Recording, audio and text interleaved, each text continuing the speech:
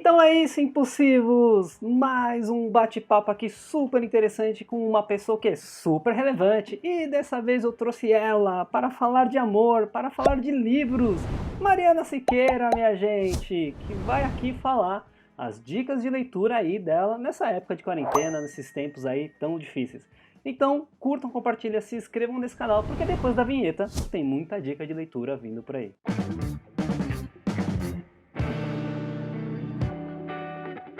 Mari, obrigado por aceitar o convite. Eu particularmente Imagina. sou um fã seu, acompanho sua página, adoro suas fotos. Bom, e aí falando um pouco agora, né, do tipo desse tempo, quarentena, a galera não saindo de casa, e aí você sempre tem as suas dicas de leituras, tudo. Então, bater esse papo aí, né, de tipo, quais são suas dicas de leituras para esses tempos de quarentena, e aí o que que você tá lendo de interessante nesse tenebroso 2020? Certo. Olá, pessoal, tudo bom?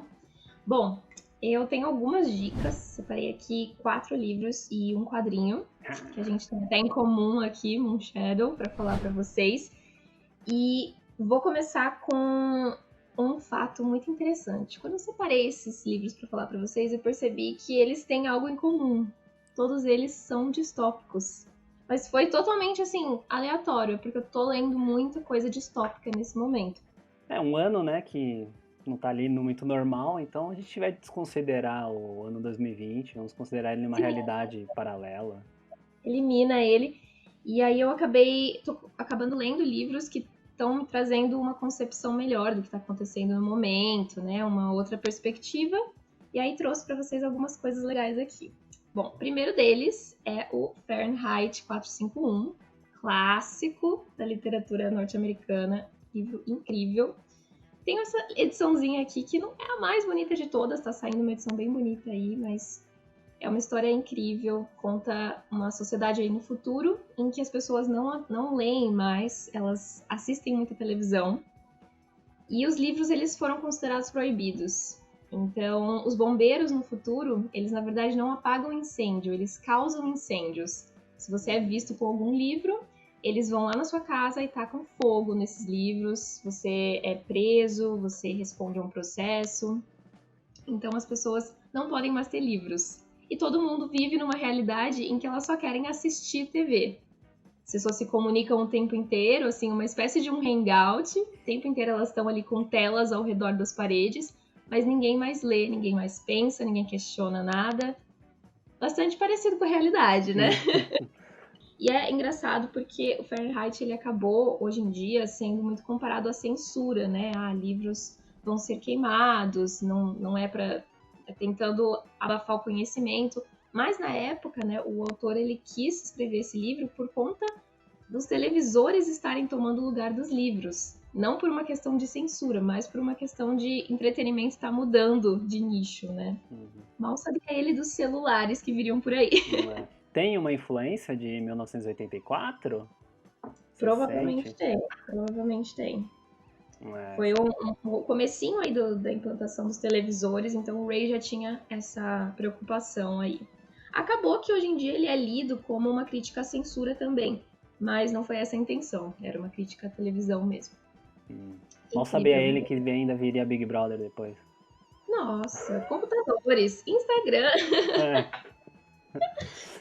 Então essa é a minha primeira indicação, e ele é um clássico, e muita gente tem um pouco de medo de ler clássicos, né? Ele é um clássico que não é, assim, super difícil de compreender, é uma leitura super atual, dá para relacionar com o nosso momento, então, minha primeira indicação aí. Você já leu, Olha. Renato? Então, eu já li a premissa, sou bem sincero. Eu acho que eu recebi esse livro. Qual que é a editora? Esse aqui é da Biblioteca Azul, da Globo. Eu tenho e confesso que está, sabe naquela pilha de livros para ler? Universos distópicos. Começa a ler antes que ele pegue fogo. Ó, antes que venha um bombeiro, né? Vai saber, né? Então, uma ótima sugestão, e ele é bem curtinho. Ótima leitura para quarentena. Daí, vamos lá, segunda sugestão que eu separei pra vocês. Acho que esse também você deve conhecer. Muita gente conheceu esse livro esse ano. Ele foi lançado aí no final do ano passado para esse ano, que é Recursão, do Blake Crouch. Conhece? Não, conheço o autor, esse livro não. Incrível, incrível. Blake Crouch é o autor de ficção científica. Então, todos os livros dele envolvem aí ficção e viagem no tempo, São sempre realidades no futuro em que tem esse dilema, esses paradoxos temporais. São livros muito bem costurados. E esse aqui, Recursão, conta a história de uma sociedade no futuro em que você consegue, em que as pessoas estão sofrendo de uma síndrome, na verdade. E aí elas têm umas falsas memórias. Do nada elas lembram de uma vida que elas não viveram e ninguém consegue entender por quê, o que está acontecendo. E aí você vai, né, no desenvolver do livro, vai percebendo que, na verdade, essas vidas que elas viveram foram apagadas e elas estão ressurgindo só como ecos na memória dessas pessoas. Só que chega um ponto em que todo mundo começa a se questionar, meu Deus, se tudo isso aqui é memória, tudo isso aqui é falso, o que é real? Então muita gente começa a se suicidar, muita gente começa a ficar louco, e aí você vai vendo as conexões de dois protagonistas aqui, até eles se encontrarem, para tentar reverter tudo isso. É incrível. Já teve filme? Não, dizem que está em processo de compra de direitos para se transformar numa série, talvez. Eu acho que tem um filme muito parecido, com uma premissa bem parecida. Mas também pode ser uma memória minha de uma outra vida que eu tô tendo agora. Talvez. Então. Né, mas Então é muito bom. não, tem uma ótima pegada pra virar uma série, né? Eu espero que vire uma série HBO. Ou até a Amazon. A Amazon também tem umas séries boas. Entendeu? É que a HBO. Acho que a Netflix tem feito algumas coisas legais temporais também. É que a Netflix agora tá ruim, né, de acertar uma coisa, né? Tá difícil eu conseguir um novo Casa de Papel, um novo Stranger Things. Tá tudo séries mais ou menos. A HBO eu gosto porque quando ela acerta bem, assim. Ela acerta e fala, puta, né? Você fala, urra. E a Amazon é assim, sempre uma surpresa. Ela pode fazer uma coisa muito, muito legal. Ou você olhar e falar, preferia ter ido no filme do Pelé. Né? De fato. É uma premissa difícil de ser trabalhada, né? Viagem temporal precisa de um bom roteiro. Então, esperamos que seja assim, muito bom. Boa. O outro livro do Blake Crouch, que é uma Matéria Escura, também é incrível. Eu escolhi o Recursão porque ele é mais atual, ele saiu recentemente. E ele é o livro que tá todo mundo mais comentando aí nessa edição linda, maravilhosa. De quem que é a editora? Esse aqui é da Intrínseca. Ah, legal. Intrínseca, capa dura, maravilhoso. Daí peguei um outro clássico, que é um clássico contemporâneo, mas também é um clássico norte-americano, que muita gente conhece e também voltou a um boom agora recentemente, porque foi lançado pela Aleph, que é o Flores para Algernon. Já conhece esse aqui, Renato? Não. Eu chamei você aqui pra, né, levar o meu nível. Pra você. Essa lista é pra você e pros seus telespectadores. Realmente, Flores para Algernon é muito, muito, muito lindo. Ele conta, também ele é um pouco distópico, apesar dele não ter uma data específica aí no futuro, ou passado ou presente, ele conta a história de um rapaz que tem uma deficiência mental severa, e por conta disso, ele tem 32 anos, por conta disso a vida dele é aquela coisa todos os dias. Ele trabalha num lugar, ele faz tudo que mandam, as pessoas tiram onda com a cara dele, né? O mundo sendo o mundo. E aí um dia surge para ele uma oportunidade de ele fazer uma cirurgia que deixaria ele muito inteligente. Iria aumentar exponencialmente o QI dele. Ele obviamente topa, porque ele acha que se ele ficar mais inteligente, as pessoas vão gostar dele, ele vai ter mais amigos e tudo mais. Só que ele não contava com o ser humano. Exatamente. Só que com muita inteligência, né, já dizia Spider-Man, com grandes poderes vem grandes responsabilidades. E conforme ele vai ficando mais inteligente, ele vai começando a ver coisas que ele não via antes, ver que as pessoas que ele tinha como amigos, na verdade, nunca foram amigas dele, só estavam tirando onda dele. Ele vai percebendo que a vida não tem sentido. É aquilo, né? Uma leitura, assim, bem leve. Esse é o livro dos lencinhos que a galera tá falando na internet. Sim. Esse aqui é do balde, na verdade. Eu chorava compulsivamente, assim. No final desse livro eu soluçava.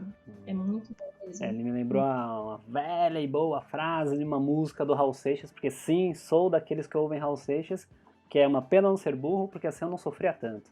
Já dizia Raul Seixas. Exatamente. E em um coach assim incrível, ele pergunta, né? Poxa, mas agora eu tenho tudo. Eu sou inteligente, eu consigo falar sobre astrofísica, mas eu não consigo controlar meus sentimentos. É bem isso. É muito, muito bom. É Ah, muito e a Aleph manda muito bem, assim, né? Da Aleph esse, né? Você falou. Ah, legal. eu gosto muito da edição. Eu peguei a edição deles, o do Odisseia, sabe aquela caixa? Sim, Nossa, sim. lindo, lindo, lindo. Editoras incríveis, principalmente quando eles percebem, né, que eles têm um livro que é uma joia, tipo esse Flores para Algernon aqui. Eles têm que fazer uma edição minimamente incrível. É o mínimo que você espera. O mínimo. Daí separei uma coisa mais atual, apesar de todas elas, né, serem distopias e algumas até futuristas, mas separei uma coisa um pouco mais jovem, que é uma trilogia, na verdade, distópica, que eu comecei a ler, ainda não fui pro segundo volume, porque senão eu vou ficar muito obcecada por esse universo, que é O Ceifador, do Neil Shusterman. Apenas incrível. Só Hum, posso dizer isso. Isso aqui tem que virar um filme. tem que virar filme. Tem que ser o novo Jogos Vorazes? Tem que ser um Jogos Vorazes, com certeza. Tem esse potencial, assim. Tem. Assim, Jogos Vorazes nada ultrapassa pra mim. Sério? Mas não tem um potencial aí pra ser Nossa, um você novo. sabe que eu li os três, e pra mim assim, Jogos Vorazes começa aqui, e aí ele faz assim, né? Sim, O sim. último, nossa, o último eu li assim, aquele finalzinho agridoce, eu fiquei. É, Mas o às filme é vezes, muito bom. sim, nossa, maravilhoso. Às vezes quando as coisas vão se resolvendo, tem uma tendência em distopias que são trilogias, ao último volume ser muito político. E aí Exato. aquela tensão, né, que você levantou no primeiro e no segundo, mas estamos Jogos Vorazes. Mas continua falando sobre esse, que eu fiquei curioso. O Ceifador, ele é uma trilogia, né? Até agora foram lançados os 3 volumes aqui pela editora seguinte. Hum, E ele conta a história de dois jovens que vivem numa sociedade em que o ser humano descobriu a imortalidade. Descobriu o segredo para que ninguém mais morra ou sofra qualquer coisa. Então existe uma espécie de uma tecnologia que libera no seu corpo uma espécie de morfina, você não sente dor e você não consegue morrer. Então, sempre que você morre por algum acidente, alguma coisa, você é revivificado. Eles nossa. pegam e te ressuscitam, independente de você querer ou não. Então, não existem suicidas. Até porque se você tá querendo se matar, é porque tem alguma coisa errada na sua cabeça. Então, eles já liberam algum hormônio, algum químico, para que você volte ao seu estado normal e continue vivendo para sempre. Mas, como o nome do livro é O Ceifador, tem um grande problema em as pessoas não morrerem. Tem gente demais no mundo. Sim. Então, eles decidem, né, que vai haver uma espécie de um conselho de pessoas, os ceifadores, que vão matar pessoas aleatoriamente. Como se fosse a morte mesmo. Um tanto de pessoas tem que morrer para que se mantenha esse equilíbrio. Toda a sociedade é controlada por uma evolução da nuvem, que chama Nimbocúmulo. Ela controla tudo, menos quem vai morrer. Então, quem vai morrer são pessoas, que são escolhidos, os ceifadores, que vão matar essas pessoas de maneiras diferentes, assim, do jeito que eles quiserem. Podem matar a pessoa eletrocutada, podem ingerir um veneno, Nossa, aí qualquer.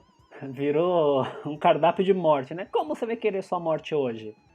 Exatamente. E isso depende muito do ceifador, entendeu? Se ele é um cara mais bondoso, obviamente que ele vai te dar uma morte mais indolor, uma coisa mais rápida, né? Pra você não sofrer. Deus, morre. Exatamente. Exatamente. Ah, você vai morrer instantaneamente, de susto, sei lá. É.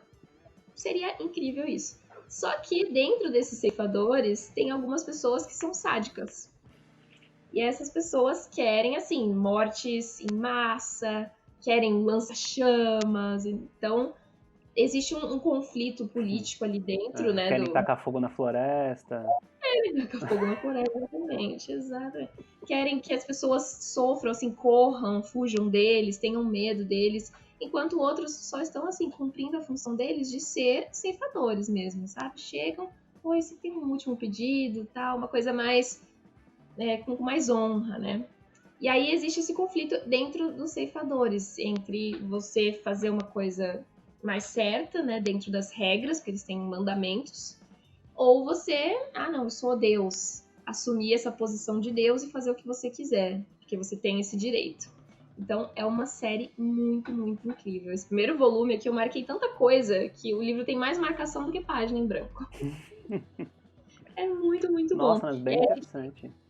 É muito interessante, muito interessante. E aí a gente tem dois jovens que entram para um treinamento com os ceifadores, e eles começam a descobrir isso, a gente vai descobrindo junto com eles. Se é melhor você se deixar envolver, se é melhor. Por que, que a Nimbo Cúmulo não se envolve nessa escolha? Porque como assim alguém escolhe quem vai morrer? Aleatoriamente. Às vezes a pessoa tá ali num carro, um adolescente, acabou de ganhar um carro do pai.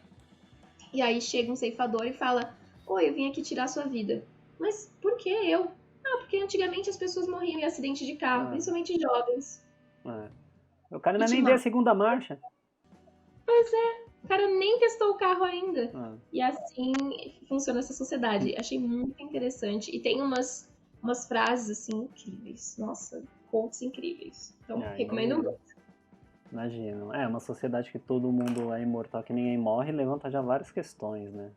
Sim, sim. Até porque você fica o livro inteiro pensando, nossa, mas por que que. Como assim pode ser justo as pessoas escolherem quem morre? Mas aí você para pra pensar no mundo real, né? É justo alguém morrer? É. Não tem justiça nenhuma na morte, né? Então é muito, muito bom. Faz Ou você a pensar. morte é a mais justa de todas, né? Porque não escolhe. Pode ser também. Filosófico, filosófico aqui esse É, bate-papo. é. Todos esses livros são muito filosóficos. Eles trazem essas questões de distopias, né? É, isso, cara, Trazem. distopias geralmente têm esse poder, né? De fazer Hum, todo esse tipo de levantamento, questionamento, e até do que é moral ou não, né? Isso que eu gosto sim. muito. É, Ou seja, 4 recomendações aqui de romances incríveis que o pessoal vai gostar bastante. nossa, muito bom.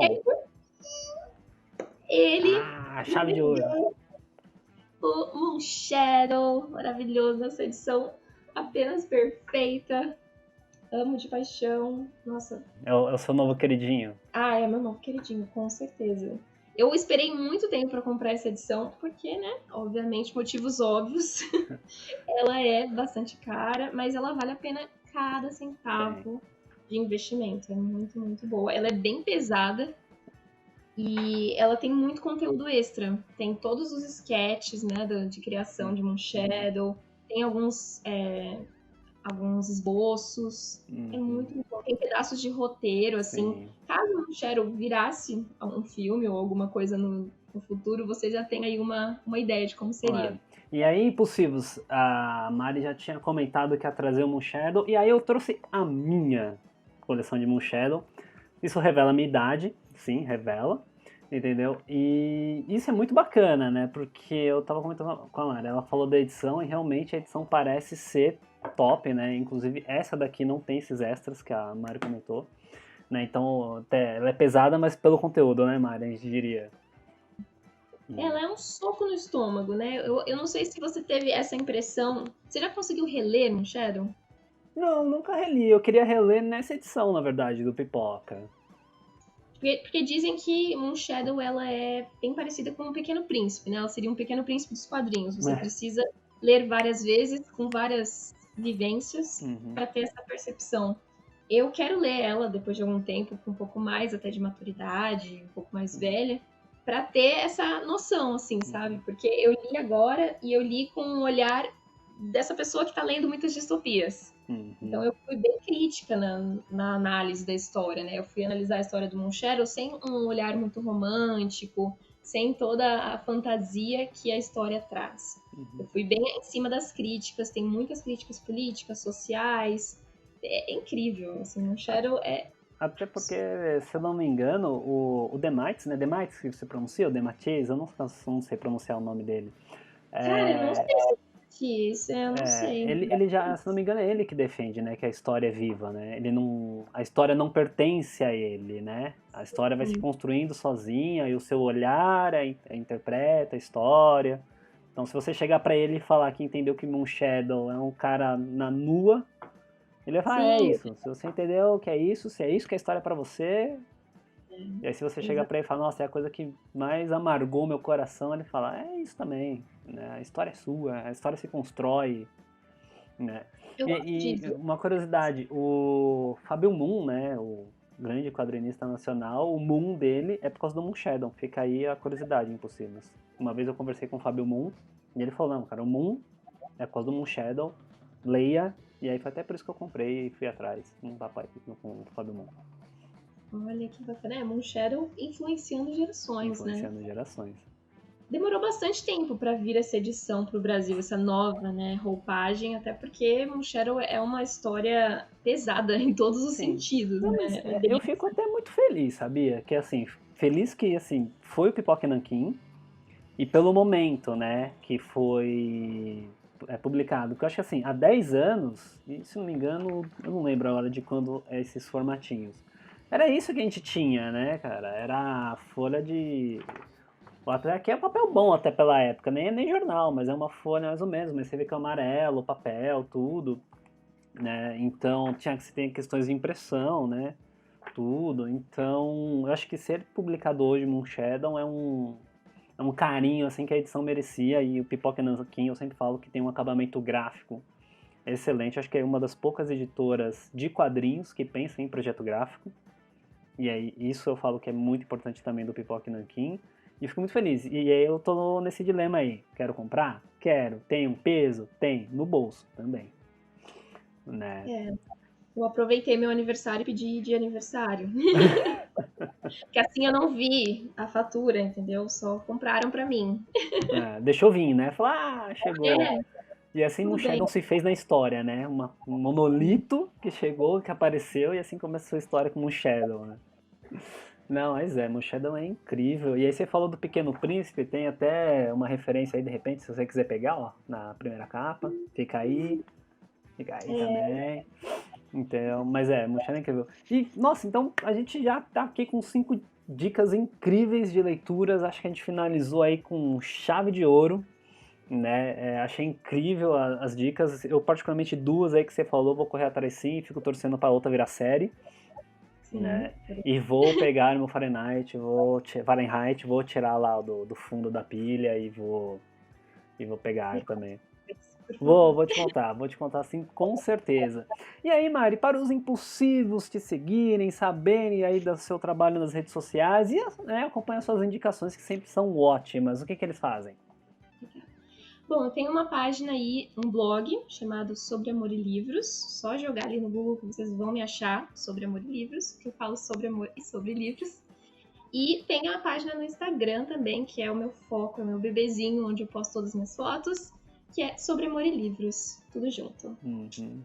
Maravilha, então, Mari, mais uma vez, muito obrigado por aceitar esse convite. Eu, particularmente, fico muito feliz, né? Então, eu gosto de acompanhar páginas e fico muito feliz quando eu vejo que você coloca quadrinhos também, porque eu acho que isso tem um peso muito importante para quem só acompanha livros e às vezes não percebe, né? Que quadrinhos tem toda uma profundidade, tem toda uma diversidade de quadrinhos também. Então, eu acho muito bacana quando páginas de livros se propõem a ler quadrinhos e expor, né, e falar bem tudo, ou falar mal, mas por essa crítica bem construtiva que são as suas que eu acompanho, tá bom? Eu agradeço o convite, obrigada. Obrigada por me acompanhar também, estou te acompanhando. Obrigada a todo mundo que assistiu aí, espero que vocês tenham gostado. Então é isso, Impossíveis. Curtam, compartilhem, se inscrevam nesse canal e até um próximo bate-papo com outro convidado super especial. Até lá!